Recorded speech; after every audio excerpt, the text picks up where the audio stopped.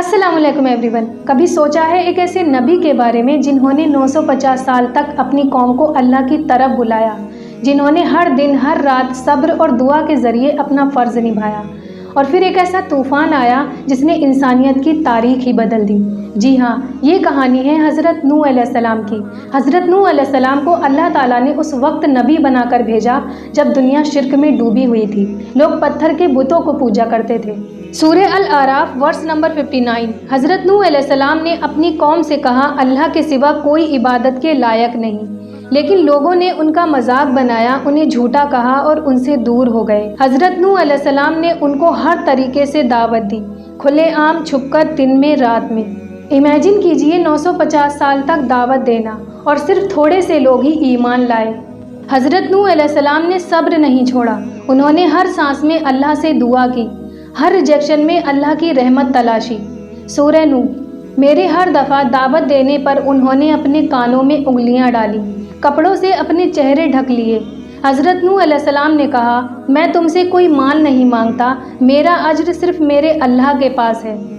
सूरह नूह में अल्लाह ताला फरमाता है कि हज़रत नूह अलैहिस्सलाम ने एक वक्त में अल्लाह से दुआ की, या अल्लाह इन काफिरों में से एक भी ज़मीन पर ना छोड़ना, क्योंकि वो लोग न सिर्फ खुद गुमराह होते हैं बल्कि दूसरों को भी गुमराह करते हैं। सूरह हूद वर्स नंबर 37 में अल्लाह ताला ने फरमाया, हमारी देख रेख में एक कश्ती बनाओ। हज़रत नूह अलैहिस्सलाम ने अल्लाह के हुक्म से एक बहुत बड़ी कश्ती बनाई और अल्लाह ताला ने कहा, जब हमारा हुक्म आ जाए और पानी ऊपर से उबलने लगे तो हर जोड़ी में से एक एक पेयर मेल और फीमेल ले लेना, और उन लोगों को जो ईमान लाए। उनका बेटा और बीवी ईमान नहीं लाए।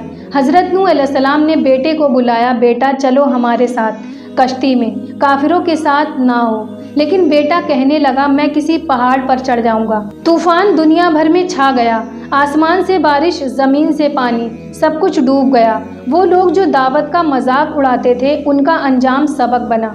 हज़रत नूह अलैहिस्सलाम ने अल्लाह से अपने बेटे के लिए दुआ की, या अल्लाह मेरा बेटा मेरे घर वालों में से है। लेकिन अल्लाह ताला ने जवाब दिया कि वो तुम्हारे घर वालों में से नहीं, उसके अमल ठीक नहीं। यहाँ से सबक मिलता है कि नसीब से नहीं, अमल से रिश्ता होता है। कश्ती जूड़ी नाम के एक पहाड़ पर रुक गई। हज़रत नूह अलैहिस्सलाम ने कहा, उतरो कश्ती से अल्लाह के नाम के साथ। यहाँ से एक नई ज़िंदगी शुरू होती है ईमान वालों की, एक नई नस्ल जो सिर्फ तौहीद पर बेस्ड थी। हज़रत नूह अलैहिस्सलाम का मकाम इतना ऊंचा है कि उनका जिक्र कुरान में 43 बार आया है। उन्हें उलूल अज़्म पैगंबरों में शामिल किया गया। आज भी दुनिया तूफ़ान से गुजरती है, फितनों का तूफ़ान, गुनाहों का समुद्र, लेकिन जो अल्लाह की कश्ती में सवार हैं उसे निजात है, और ये कश्ती है ईमान, आमाले साले और तकवा। हज़रत नूह अलैहिस्सलाम ने अल्लाह के हुक्म से दुनिया की पहली कश्ती बनाई, लेकिन उनका बेटा और उनकी बीवी दोनों अल्लाह के हुक्म के बावजूद काफिर ही रहे और हलाक हो गए। हज़रत नूह अलैहिस्सलाम का नाम कुरान में 43 बार आता है, और उनके नाम से कुरान में पूरी एक सूरह है, सूरह नूह। उनका दावती तरीका हर तरीके से था।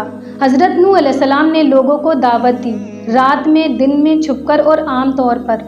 हज़रत नूह अलैहिस्सलाम की कश्ती सिर्फ पानी के लिए नहीं थी, वो एक ईमान की कश्ती थी, जिसमें सिर्फ वही लोग शामिल हो सके जो तौहीद पर यकीन रखते थे, जो अल्लाह पर भरोसा करते थे।